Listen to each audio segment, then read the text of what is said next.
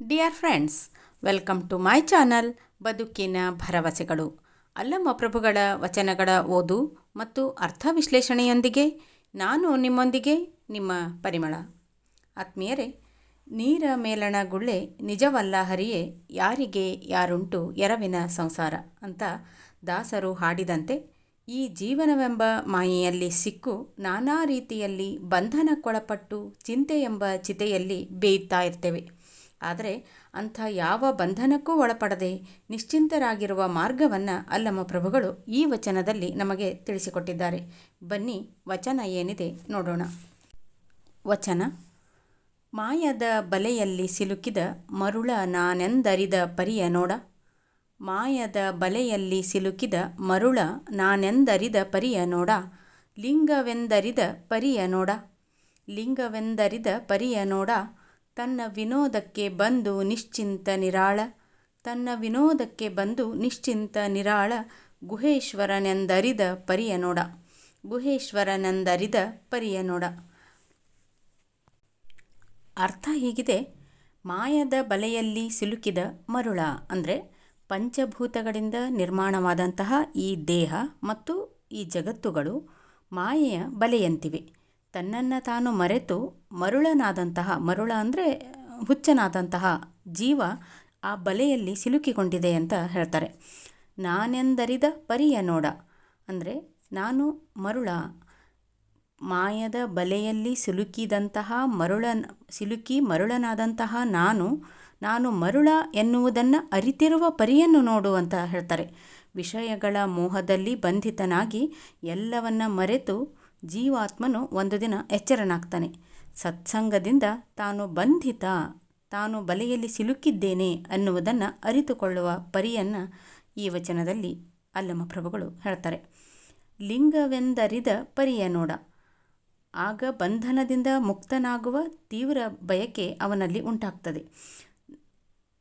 ನಾನು ಮರುಳ ಎನ್ನುವುದನ್ನು ಅರಿತುಕೊಂಡಾಗ, ತಾನು ಬಂಧಿತ ಎನ್ನುವುದನ್ನು ತಿಳಿದುಕೊಂಡಾಗ ಆ ಬಂಧನದಿಂದ ಮುಕ್ತನಾಗುವ ತೀವ್ರ ಬಯಕೆ ಆ ಜೀವಾತ್ಮನಲ್ಲಿ ಉಂಟಾಗುತ್ತದೆ. ಬಲ್ಲವರು ತೋರಿದ ಮಾರ್ಗದಲ್ಲಿ ನಡೆಯುತ್ತದೆ. ತನ್ನನ್ನು ಮುಸುಕಿದ ಮಾಯೆಯ ಮರುಳನ್ನು ಹರಿದು ಹಾಕುತ್ತಾನೆ ಜೀವಾತ್ಮ. ತಾನು ದೇಹಿಯಾದ ಜೀವನಲ್ಲ, ಮಾಯೆಯೇ ಇಲ್ಲದ ಪರಮ ಆತ್ಮವಸ್ತು ಲಿಂಗದೇವ ಎನ್ನುವಂತಹ ನಿಜಸ್ವರೂಪದ ಪ್ರಜ್ಞೆಯನ್ನು ಪಡೆಯುತ್ತಾನೆ. ಇದು ಆತ್ಮ ಸಾಕ್ಷಾತ್ಕಾರ ಅಂತ ಹೇಳ್ತಾರೆ ಅಲ್ಲಮ್ಮ ಪ್ರಭುಗಳು. ತನ್ನ ವಿನೋದಕ್ಕೆ ಬಂದು ನಿಶ್ಚಿಂತ ನಿರಾಳ ಅಂದರೆ ಮೂಲದಲ್ಲಿ ಜೀವಾತ್ಮನು ಕೇವಲ ಚೈತನ್ಯ, ಬರೀ ಜ್ಞಾನ. ಅಂತಹ ಅವನು ಈ ಮಾಯೆಯ ಬಲಿಯಲ್ಲಿ ಸಿಲುಕಿದ್ದು ಹೇಗೆ ಎಂಬ ಜಿಜ್ಞಾಸೆಗೆ ಉತ್ತರ ಈ ವಚನದಲ್ಲಿದೆ. ಅದಕ್ಕೆ ದೇಹಾದಿಗಳೂ ಕಾರಣವಲ್ಲ, ವೈಷಯಿಕ ಜಗತ್ತೂ ಕಾರಣವಲ್ಲ, ಅವುಗಳ ಹಿಂದಿರುವ ಮಾಯೆಯೂ ಕಾರಣವಲ್ಲ. ಅವುಗಳಿಗೆ ಆ ಪರಮ ಚೈತನ್ಯವನ್ನು ಬಂಧಿಸುವ ಶಕ್ತಿಯೂ ಇಲ್ಲ. ಅಷ್ಟೇ ಏಕೆ, ಅವನೆದುರು ಅವು ಇಲ್ಲವೇ ಇಲ್ಲ. ಹಾಗಾದರೆ ಬಂಧನ ಏಕೆ, ಹೇಗಾಯಿತು? ಅದಕ್ಕೆ ಆ ಚೈತನ್ಯದ ವಿನೋದವೇ ಕಾರಣ ಅಂತ ಹೇಳ್ತಾರೆ ಅಲ್ಲಮ್ಮ ಪ್ರಭುಗಳು. ಇದು ಕಾರಣವಲ್ಲದ ಕಾರಣ. ಜೀವಾತ್ಮನು ಇದನ್ನರಿತ ಕ್ಷಣವೇ ನಿಶ್ಚಿಂತನಾಗ್ತಾನೆ, ನಿರಾಳನಾಗ್ತಾನೆ ಅಂತ ಹೇಳ್ತಾರೆ ಅಲ್ಲಮ್ಮ ಪ್ರಭುಗಳು. ಗುಹೇಶ್ವರನೆಂದರಿದ ಪರಿಯ ನೋಡ. ಹೀಗೆ ಜೀವಾತ್ಮನು ತಾನು ಗುಹೇಶ್ವರ ಅಂತ ಅರಿಯುತ್ತಾನೆ.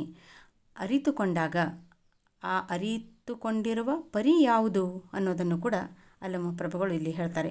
ಮಾಯೆಯನ್ನು ಮೀರಿದ ಮಾರ್ಗ ಯಾವುದು? ಆ ಮಾರ್ಗದ ಬಣ್ಣನೆಯೇ ಈ ಗ್ರಂಥದ ತುಂಬ, ಈ ವಚನದ ತುಂಬ ಇದೆ ಅಂತ ಹೇಳ್ತಾರೆ. ಇದನ್ನೇ ಕಗ್ಗದ ಕರ್ತೃರಾದ ನಮ್ಮ DVಜಿಯವರು ಬ್ರಹ್ಮವೇ ಸತ್ಯ ಸೃಷ್ಟಿಯೇ ಮಿಥ್ಯೆ ಎನ್ನುವಡೆ ಸಂಬಂಧವಿಲ್ಲವೇನಾ ವಿಷಯ ಯುಗಕ್ಕೆ.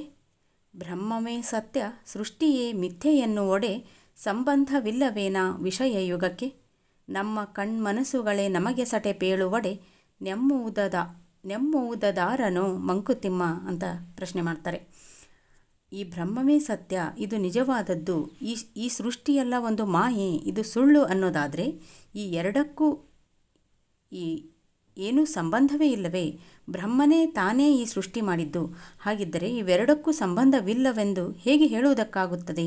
ನಮ್ಮ ಕಣ್ಣು ಮತ್ತು ಮನಸ್ಸುಗಳೇ ನಮಗೆ ಸುಳ್ಳನ್ನು ಹೇಳುವುದಾದರೆ ನಾವು ಇನ್ನು ಯಾರನ್ನು ನಂಬುವುದು ಅಂತ ಈ ಮಾಯೆಯ ಕುರಿತಾಗಿ DVಜಿಯವರು ಪ್ರಶ್ನೆ ಮಾಡ್ತಾರೆ.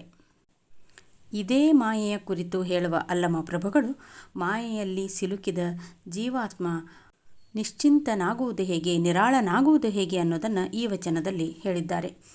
ಒಟ್ಟಾರೆ ಈ ವಚನದ ಭಾವವನ್ನು ನೋಡೋದಾದರೆ, ವಿಸ್ತಾರವಾದ ವಿಶ್ವ, ಅದರಲ್ಲಿ ಎಲ್ಲೆಡೆ ಚಲ್ಲವರಿದ ಮನಾಕರ್ಷಕ ವಿಷಯಗಳು, ಸುಂದರವಾದ ಮೋಹಕವಾದ ದೇಹ, ಇವು ಮಾಯೆ ಹರವಿದ ಬಲೆಗಳು.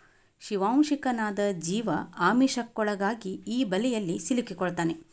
ಅದಕ್ಕೆ ಮುಖ್ಯ ಕಾರಣ ಆತನ ಮರುಳು, ತನ್ನ ನಿಜ ನಿಲುವಿನ ಮರೆವು. ಮರುಳು ಮತ್ತು ನಿಜ ನಿಲುವಿನ ಮರೆವು. ಕಾಲಾಂತರದಲ್ಲಿ ಬಲ್ಲವರ ಸಂಘದಿಂದ ತಾನು ಬಂಧಿತ ಎನ್ನುವುದನ್ನು ಅರಿತುಕೊಳ್ತಾನೆ. ಅದರಿಂದ ಪಾರಾಗುವ ಮಾರ್ಗವನ್ನು ಹುಡುಕಿ ಕಂಡುಕೊಳ್ತಾನೆ. ಕೊನೆಗೆ ತಾನು ಜೀವನಲ್ಲ, ಮಾಯಿಕ ಪ್ರಪಂಚಿಯಲ್ಲ, ಸಾಕ್ಷಾತ್ ನಿರ್ಮಾಯನಾದ ಚೈತನ್ಯ, ಘನವಾದ ಮಹಾಲಿಂಗ ಎನ್ನುವ ಪ್ರಜ್ಞೆಯನ್ನು ಪಡಿತಾನೆ. ಲಿಂಗದ ನಿಲುವನ್ನು ಅನುಭವಿಸ್ತಾನೆ.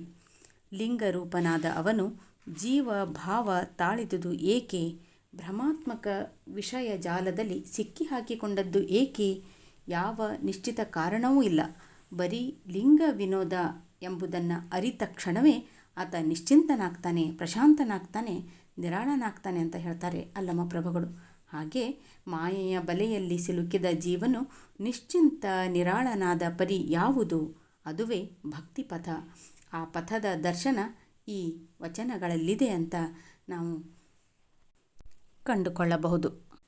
ಹೀಗೆ ನಮ್ಮನ್ನು ನಾವು ಅರಿತುಕೊಂಡಾಗ ಬದುಕಿನಲ್ಲಿ, ಜೀವನದಲ್ಲಿ ಯಾವ ಬಂಧನಕ್ಕೂ ಒಳಪಡದೆ, ಯಾವ ಆಶೆಗೂ ಸಿಲುಕಿಕೊಳ್ಳದೆ ನಿಶ್ಚಿಂತರಾಗಿ, ನಿರಾಳರಾಗಿ ಬದುಕಬಹುದು ಅಂತ ಹೇಳ್ತಾ ವಿಡಿಯೋ ಮುಗಿಸುತ್ತೇನೆ. ಶರಣು ಶರಣಾರ್ಥಿ.